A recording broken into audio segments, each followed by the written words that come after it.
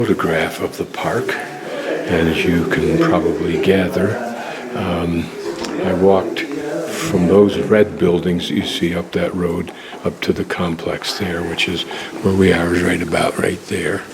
And then I walked around the rest of the park, took a pathway through here and over to here. Now we're going to go inside one of the displays here in this building, and then we'll exit and come back down to this road that I saw that leads to two archaeological excavation sites, which we'll explore, that have videos.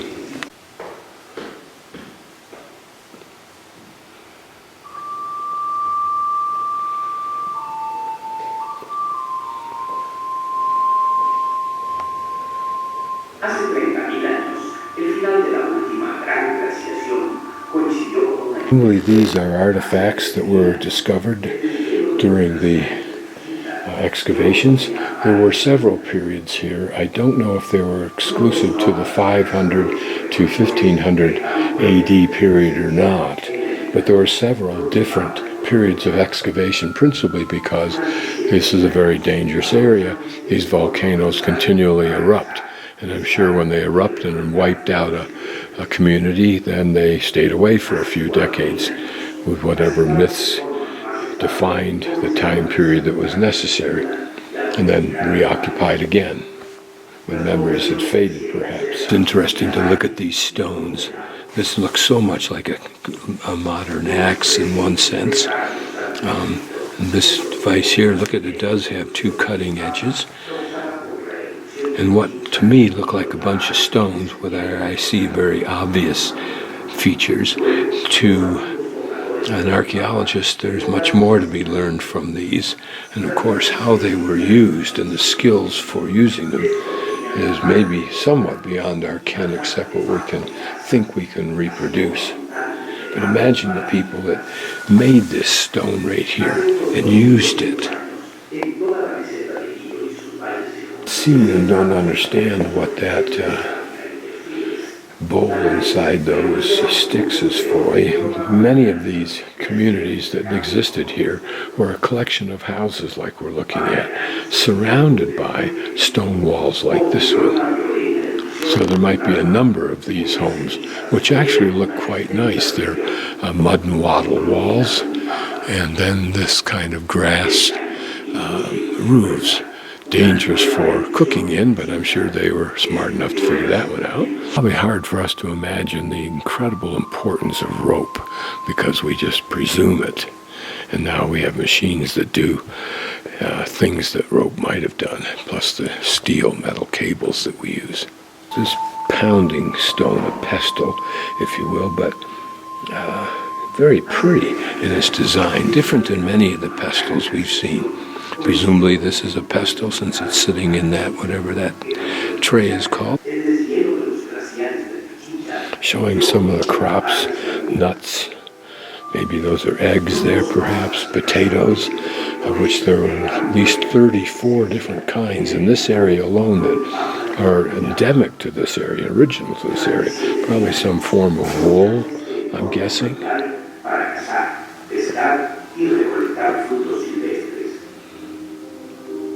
Very simple, hand-operated, and I think back-supported loom. Imagine all the little changes and innovations that were required over thousands of years for man to develop even this simple but very intricate loom and weaving system, just merely the concept of weaving. And here are implements of farming, a seed pill, I think it's called, or seed punch.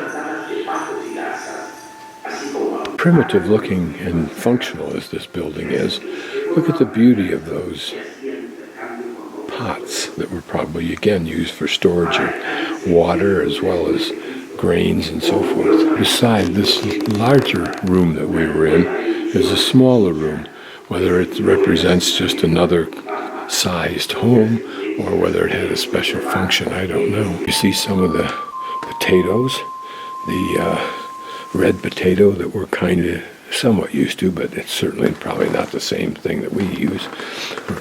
Potato there, corn, or maize, squashes, cuy, the little guinea pigs running around there, except for these two that aren't running around anymore. Peas, or beans of some sort, whether they're in the same family or not, I don't know. Maybe two different kinds of carrots. Burlap, very important because it was used for hauling stuff, storing stuff. An attempt to recreate how farming was done. Notice the irrigation, very, very important. What's curious is that they're planting seeds, it appears, in both the middle of the irrigation as well as on the hump in between the irrigation. Notice that the women doing this hard work as they had done for eons. You can't see these animals clearly. My guess is they're llama or something like that. Action reflects burial strategies, techniques.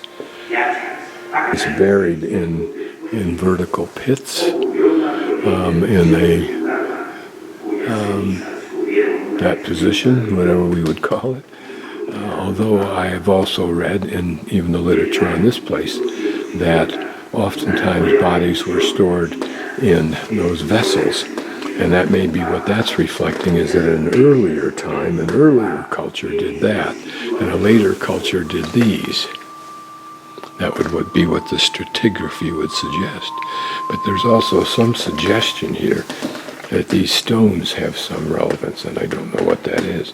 Also don't know what the yellow is unless it represents tuff from one of these volcanoes. It's a simple illustration of how archaeologists approach the precise, organized, controlled excavation of sites in today's world. And some of the tools, simple tools that they use. The irony is they're still using simple tools. Although today I'm sure there are cameras laid. Did this concept of burial, the concept of providing the dead with the food and implements that they might need in their afterlife, i.e. the concept of afterlife. When did that occur in these cultures? This picture, I think, reflects the various lahars, or lava flows, or mud flows that have occurred over time on this Pichincha mountain, or volcano beside Quito. So where we are is Rumipampa. I'm guessing, I don't know, except those red lines may reflect the dimension of those particular mud flows or lava flows. A picture of a bunch of artifacts left in situ, but as much mud as so forth removed as possible.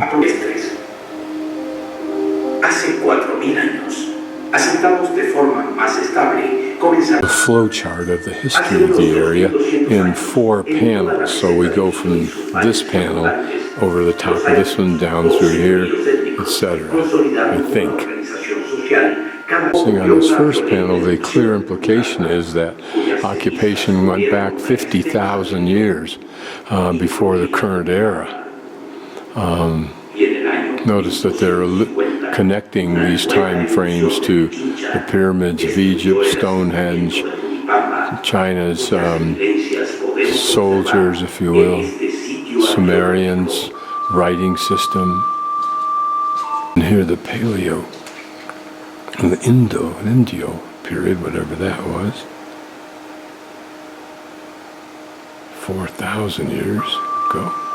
In the last 2 panels, it looks like we graduate to the era of the Inca here in 1460. I think 1438 is when they arrived here or something. And then I think this is the Spanish period, Real. Real in here also. And then finally the period of the Republican period, and then contemporary period. Los ayllus, o señoríos étnicos, consolidaron una organización social. This illustrates the difficulty, I would think, of carrying heavy loads through this kind of terrain. Very much a Galapagos terrain also. This is some of these stone implements to Didn't realize they were used in that fashion. And these bows from this 500 to 1500 year period, that this bow has a lip on the inside of the bow, whereas most often we see the lip on the outside, or in this case none at all.